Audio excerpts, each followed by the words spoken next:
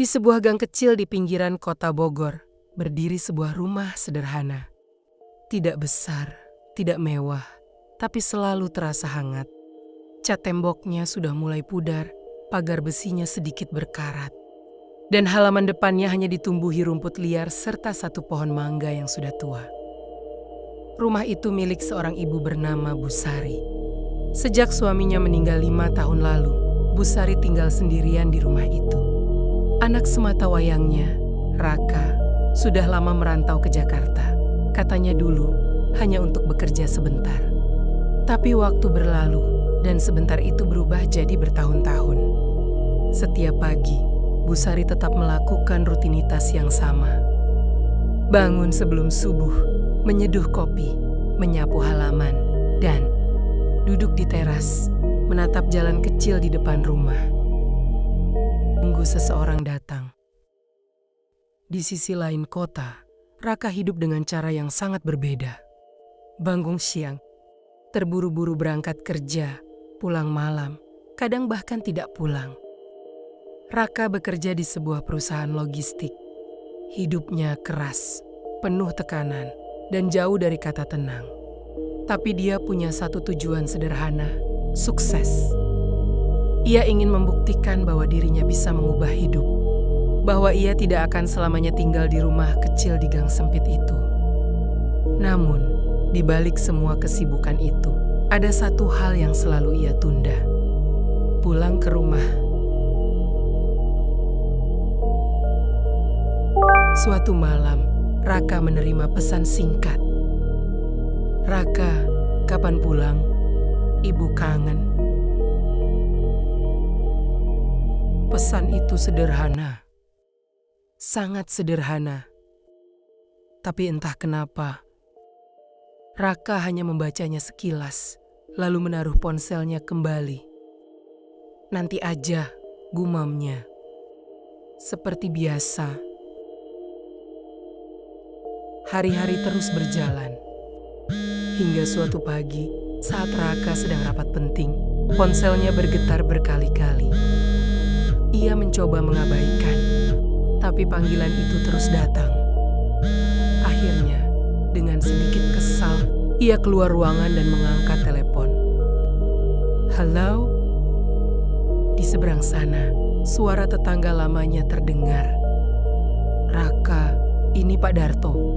Ibu kamu sakit." Sejenak, dunia terasa diam. Raka tidak langsung menjawab. Udah beberapa hari beliau lemas, tapi gak mau bilang ke kamu. Jantung Raka mulai berdegup lebih cepat. Sekarang, ibu di rumah, tapi kamu sebaiknya pulang. Perjalanan pulang terasa lebih panjang dari biasanya.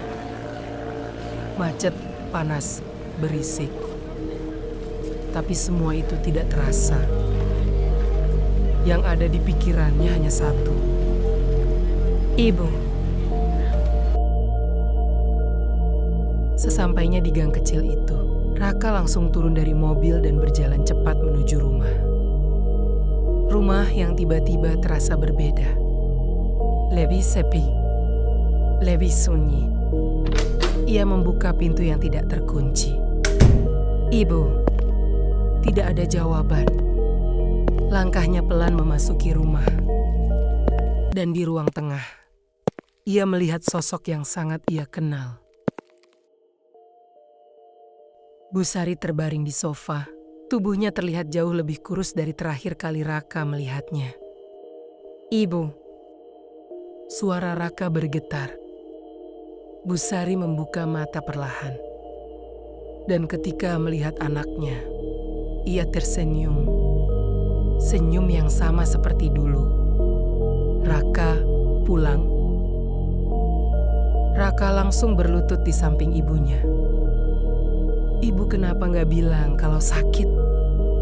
Bu Sari hanya menggeleng pelan. "Ibu gak mau ganggu. Kamu kan sibuk." Kalimat itu sederhana, tapi terasa seperti menampar.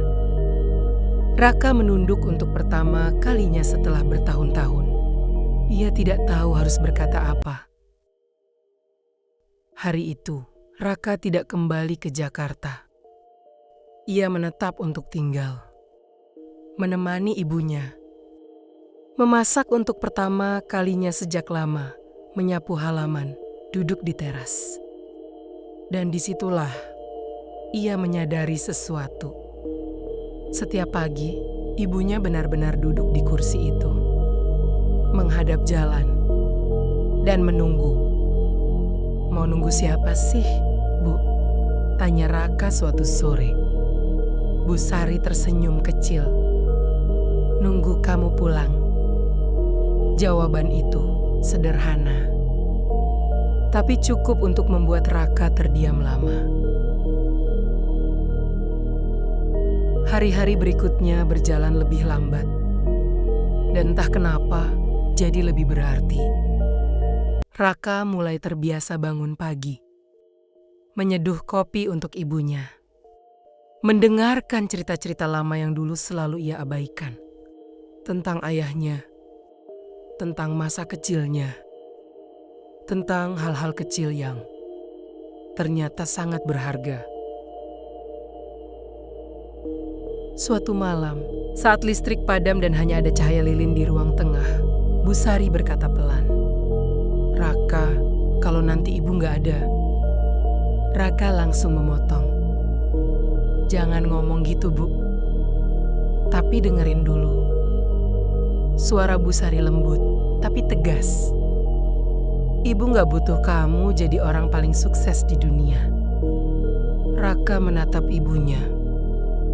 "Ibu cuma butuh kamu bahagia dan jangan lupa pulang." Beberapa minggu kemudian, kondisi Bu Sari mulai membaik.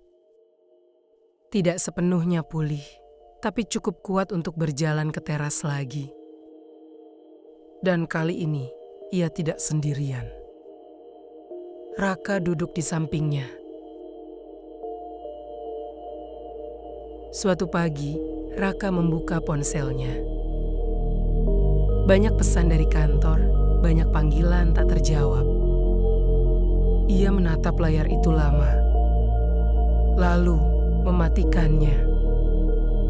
Untuk pertama kalinya, ia memilih hal yang berbeda.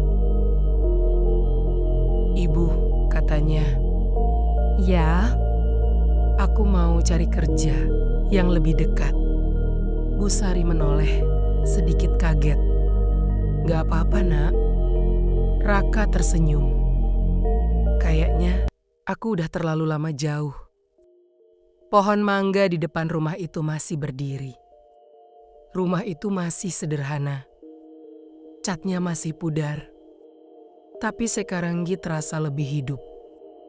Karena ada dua orang yang duduk di teras.